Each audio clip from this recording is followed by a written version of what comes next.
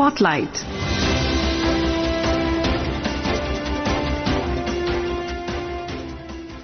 Good evening, listeners. Welcome to today's Spotlight. I am Anubha Rohatgi, and the topic for today's discussion is the role of new crop varieties in enhancing agricultural productivity and promoting sustainable agriculture. And to discuss this topic, we have with us Professor KC Bansal, former Director, National Bureau of Plant Genetic Resources, ICAR. Professor Bansal, welcome to the program. Professor Bansal, for a country like India, with its growing population and where agriculture is the mainstay of our economy, how important are new crop varieties for enhancing agricultural productivity and ensuring food security for its billions? Well, these new varieties are very important for increasing production because currently, as we all know, that our population has almost exceeded 140 crores. So we need to produce more and more food to achieve not only food security but self-sufficiency as well over a long period of time. So therefore, it's important that we adopt these new varieties at the earliest and try to continue developing new varieties so that we can increase our production from the current level of about 300 million tons to achieve a level of about 520 or 540 million tons by 2047. By the time we really achieve our goals of becoming a developed country or being a Viksit Bharat, as we talk about it, being self-reliant India. So it is important that we continue developing these new varieties in different crops to achieve not only food security but also nutrition security for all of in India. What are the advantages of new crop varieties over the traditional varieties in terms of performance and resilience? I mean here fighting plant diseases, pest control, heat stress and water scarcity.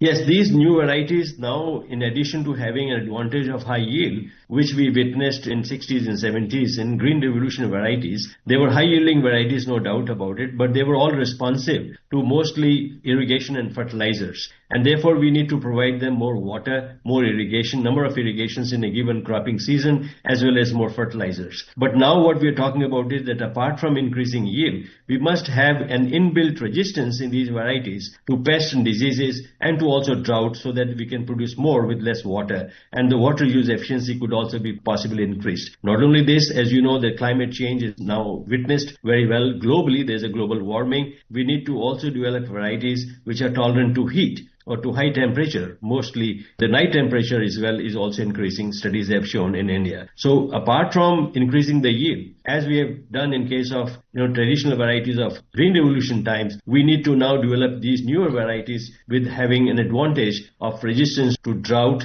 to high temperature and to the emerging pests and diseases. And for this we are using all those technologies which are important, not only the conventional plant breeding, in fact some of the biotechnological tools also we are now currently using to develop these new high-yielding varieties. Can you tell us about some of the techniques and tools that you've just mentioned, the biotechnology tools that are used to develop these new crop varieties? See, there are actually speaking these two types of techniques based on biotechnological tools. One is genetically modified crops we produce using the methods of genetic engineering. The other one is genome editing. Now, genome editing actually, which is Nobel Prize winning technology. This technology was discovered by two women scientists and they both got Nobel Prize in 2020. So this technology has become very handy nowadays for the last about 10 to 12 years around the world that we are able to develop these newer varieties in an accelerated manner, with more precision, with more accuracy compared to the conventional plant breeding methods. So therefore, using this technology of genome editing, in May 2025, two genome edited rice varieties have been launched by our Honorable Minister of Agriculture, and one of these varieties have been developed by IARI, that is Indian Agricultural Research Institute in New Delhi, and the other one has been developed by the Indian Institute of Rice Research in Hyderabad. And both the varieties have added advantage of increasing yield up to the level of about 20%. And one of the varieties also mature about 20 days earlier. So that saves about 20 days of use of water or fertilizers. And therefore it gives an advantage in terms of reduction of greenhouse gas emissions and therefore becomes tolerant to these changes to the climate which we are all observing. So these technologies, actually speaking, whether conventional breeding or genetically modified crop-based technology or genetic or genome editing, all are currently being used by our scientists in the ICAR system, several crops, so that we can really have sustainability in the forefront while also increasing productivity and production both in our country. As you rightly mentioned that climate change is a big challenge for farmers the world over, not just in India, and how these new crop varieties are helping in tackling the climate change issues. Apart from that, Do these new varieties also add to the nutritional value of the crop? Yes, actually using these new technologies, now we are able to identify the underlying factors, genes as we call them, so that we can manipulate and modify those genes to add a particular trait into a new variety. Earlier when we were working using conventional plant breeding or developing high yielding varieties,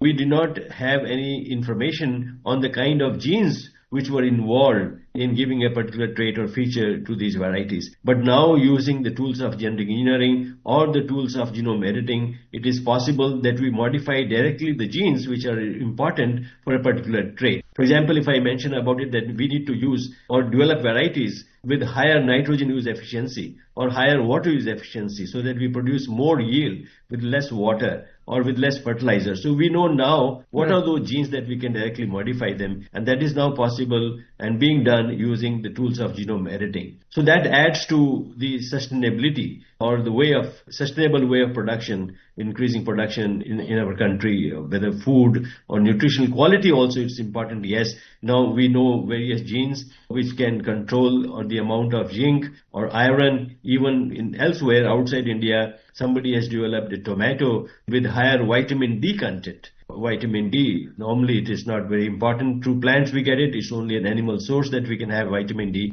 But now they have developed using these technologies, even tomato with high, vitamin D content. So what I'm saying is that not only increasing production, but also nutrition quality we can improve using some of those tools, technologies which have become available recently. You mentioned the 2 rice varieties that were introduced last year by our minister. What are the other crops where the new varieties are being developed? Can you give us some examples? Yeah, I can give you some examples. Other than rice, actually speaking, we are working on about 40 to 45 crops in the country, developing new varieties using these tools of genome editing. In ICAR itself, about 30 to 35 institutions working on different crops, and also CSIR, Council of Scientific Industrial Research, some of the state agriculture universities, they're all working on using this technology of genome editing to improve varieties, develop varieties of different crops. And I said 40 to 45 crops, and the traits particularly focusing on climate resilience, that is again, tolerance to heat and drought, and also biofortification to increasing the nutritional content of some of those varieties which are consumed by the consumers so that we can try to have better nutritional security. So there's an effort, a concerted effort, I would say, by Government of India. They have announced recently about rupees 500 crore big project to the ICAR. Similarly, Council of Scientific and Industrial Research has also given a lot of funds and money to their institutions. Department of Biotechnology is also engaged. And also in August 2024, Honorable Prime Minister launched a policy, a Bio E3 policy as we call it, for the environment, for the economy and for the employment. Actually, this policy is also allows us as one of the themes on climate resilient agriculture. So the idea in this policy is can we utilize maximally the tools of biotechnology to enhance the production in a sustainable manner. So all the measures that you've just mentioned, very clearly show that over the last decade or more, the government has taken several measures for the agriculture sector and farmers rooted in its philosophy of beej se bazaar tak. Would you say that's the government's effort? But what role can the public-private partnership play in this field? Yes, public-private partnership is something that we need to really promote more. It is not happening at the scale as in a country like India should have it. And when we develop these newer varieties, actually we need to produce large quantity, good quality seeds. So scaling up is very important. So wherein private players, they have got a very good system of scaling the production of these quality seeds, these different varieties, so that we can try to bring private players here in partnership with public institutions, particularly ICAR or state agriculture universities. We have a big national agriculture research system. So I think it's very important, and we have got a very well-informed, well-developed infrastructure with the private sector as well, particularly for producing quality seeds. So I think using these newer methods of biotechnology, while we have the expertise available in the public sector of developing the original primary varieties, but I think their scaling up production could be, actually in consonance and in partnership with private sector. Professor Bansal, we know, of course, that the new crop varieties, as you rightly mentioned, are crucial to ensuring our food security.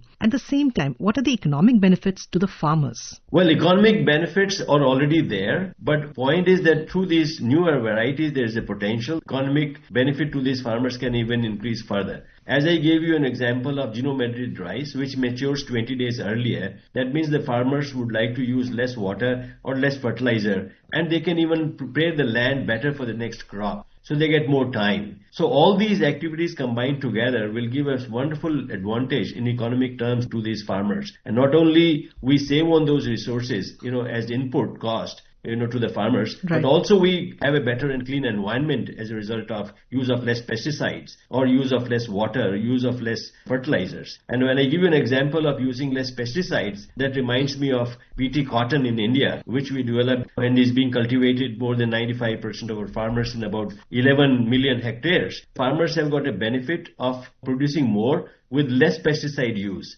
Number of sprays have been reduced drastically. Though there are currently some issues have cropped up, but nevertheless, scientists are working on it. They're already developed varieties which are regulatory pipeline, could be released any time for the benefit of the farmers. But by growing BT cotton alone, the farmers have been able to get an advantage of about rupees 10,000 to 12,000 per acre over the non-BT hybrid. We talk about it. And I'm happy that most of the farmers in our country have adopted happily for the last about 20-25 years. So we are now looking forward to more such, varieties, not only of cotton, even in mustard, GM mustard, hybrids are also in the pipeline, and we hope they will also get released soon for the benefit of farmers. So, like you said, the farmers have adopted the BT cotton, which is crop variety, but are there still some challenges that the small and marginal farmers face in accessing these new varieties? And what can be done to overcome those? Major challenges are for these farmers, particularly the price, because these varieties have little higher price because of the technology price attached to it. But to the benefit of the farmers again, I mentioned about genome editing technology, wherein there is no price extra attached to it because it's being developed by the public system. And we don't have any regulation cost attached to these genome edited crops, because they are exempt from biosafety regulation. Because once, the private sector, is incurring a lot of cost for biosafety regulation, and they have also a patent in technology, so that cost is likely to go up, as we have seen in case of BT cotton. But nevertheless, Government of India has played its own role. There's a balanced kind of a price now attached to these new seeds of BT cotton, and farmers have been able to take the benefit. But using this genome editing technology to develop seeds for the farmers, which ICAR is working on it, I don't think that the cost will be as much an issue even for the smaller farmers. They will be able to easily afford all these, because public system is going to ensure the availability of these, good quality seeds at an affordable price to all the farmers. Professor Bansal, it is that what future trends do you see in crop variety development in India? Well, the future trends I mentioned to you before, that if we have to increase our production from about 350 million tons today and go over 500 million tons in a short period of time, I think we need to increase not only the crop productivity, but we need to save our natural resources to the extent possible. Particularly, I'm talking of saving water, I'm talking of saving our fertilizers cost like nitrogen, phosphorus, potassium, and also making our newer varieties biofortified with nutritionally enhanced content is very, very important. And we also need to take care of the environment. But now technologies allow us to have this production in a more sustainable manner so that we can meet our sustainable developmental goals. We can achieve those goals as well as announced by United Nations in the world in 2015. We need to achieve them by 2030. And also at the same time, newer varieties are being developed to produce more with lesser input cost to the farmers. Economic benefit will be at least doubled with the development of these new varieties over time. And I believe that these newer varieties using new technologies will take us to a Viksit Bharat, to a developed India, as we were talking about it, becoming Atmanirbhar. We want to achieve it, not in agriculture, of course, in others as well. But I believe self-sufficiency in agriculture is the main driver, even for the economic development in other sectors in the country, be it manufacturing, services, defense, and electronics or IT and whatever. I think it's important, or space for that matter. So I think we are on the right track. Professor Bansal, thank you so much for joining us on Akashvani's Spotlight program. Thank you. Listeners, that was a discussion on the role of new crop varieties in enhancing agricultural productivity and promoting sustainable agriculture. You can listen to this program on our mobile app, News on AIR, and on our YouTube channel, News on AIR Official. Spotlight.